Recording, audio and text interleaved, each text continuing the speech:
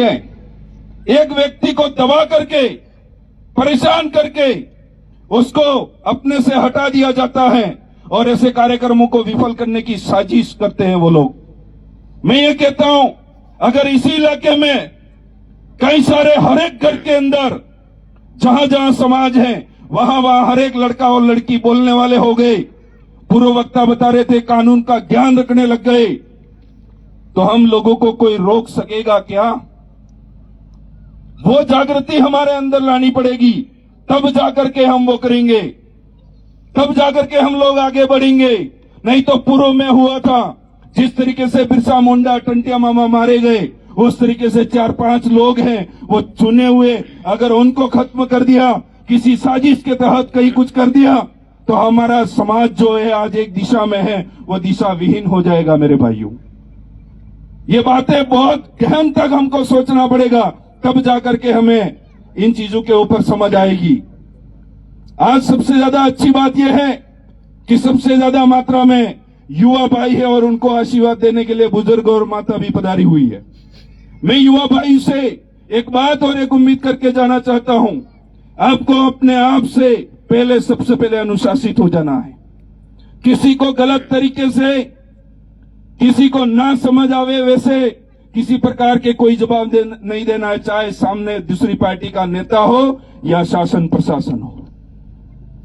आज इनको हम ही लोगों से सबसे ज्यादा समस्या होती है, क्योंकि बहुत सारे वक्ता होते हैं जो बोल देते हैं यहां से, पर उसके बाद किसी छोटे कार्यकर्ताओं को उठा करके कोई न कोई परेशान करने का काम करता ही है।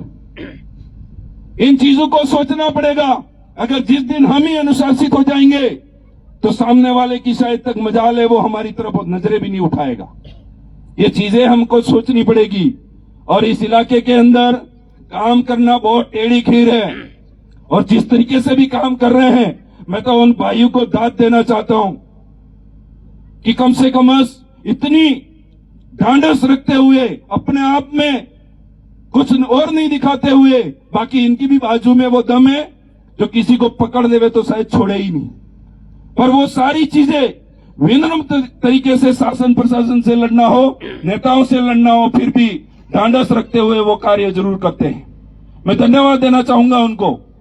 हमारे इलाके में हमारी समाज की जो विचारधारा है उसके समान अनुरूप कोई लोग अभी किसी पार्टी को प्लस करने के लिए अलग अलग इलाकों में मीटिंग कर रहे हैं, और आज उसी जाजम पे बैठे हुए लोग, उन्हीं मीटिंगों में बैठे हुए लोग आज उनके घरों में ढूंढ के दिन, विवाह के दिन सबसे ज्यादा ठेकों से दारू मंगवाई जाती है, जो समाज की जाजम पे बैठ करके ये कहता है कि दारू हमारे समाज में बंद होनी चाहिए।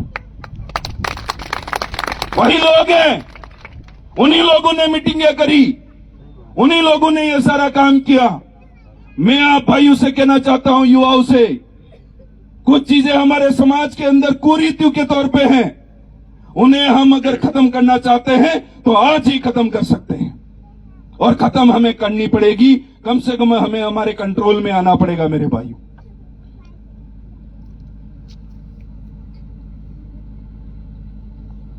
वो लोग कहते हैं कि इतनी चांदी और इतना सोना ले जाना चाहिए।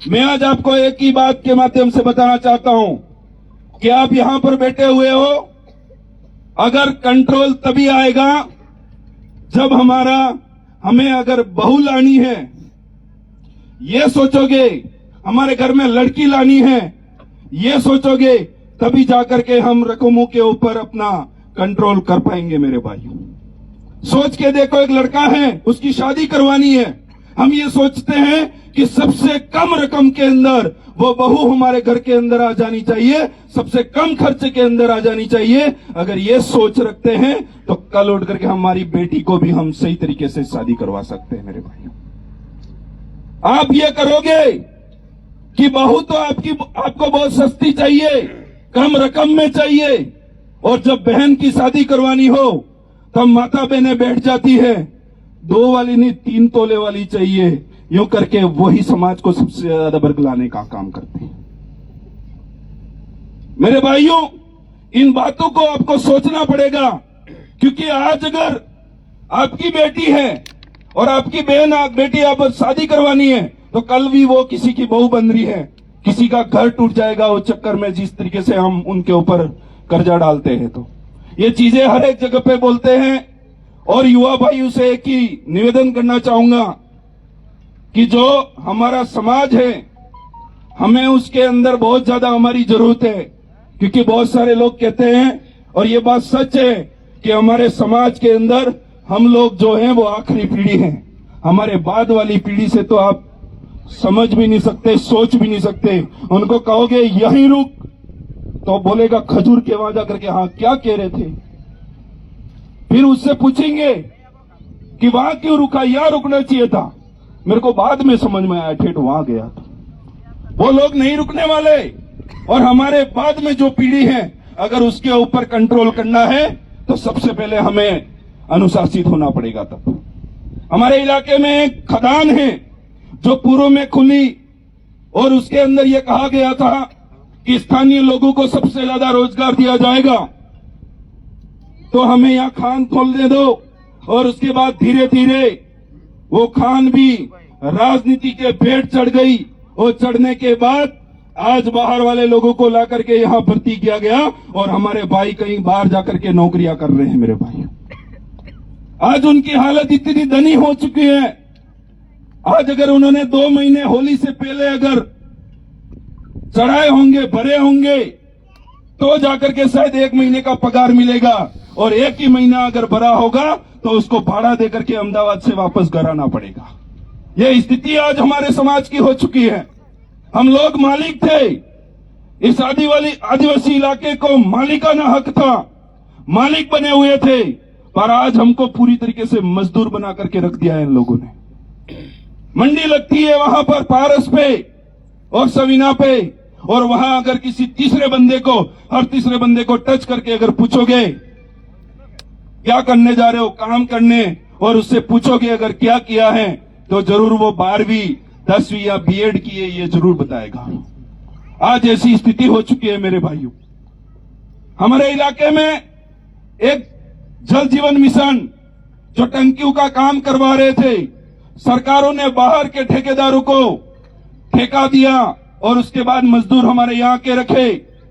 उन लोगों ने आज तक भी उसकी तनख्वाह नहीं की। जसवंत पाल के ऊपर उसका भी धरना चल रहा है मेरे भाइयों।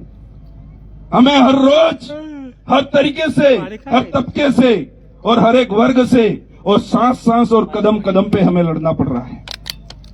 हम जीवन में सुबह उठते हैं तब से हमारा संघर्ष शुरू हो जाता है, तब से हमारी लड़ाई शुरू हो जाती है। अगर पूरे दिन में हम अगर लड़ाई लड़ रहे हैं और अनुशासित नहीं रहे तो शाम होते होते शायद हम किसी और दिशा में चले जाएंगे। इसलिए अनुशासित रहना बहुत जरूरी है, समझना पड़ेगा।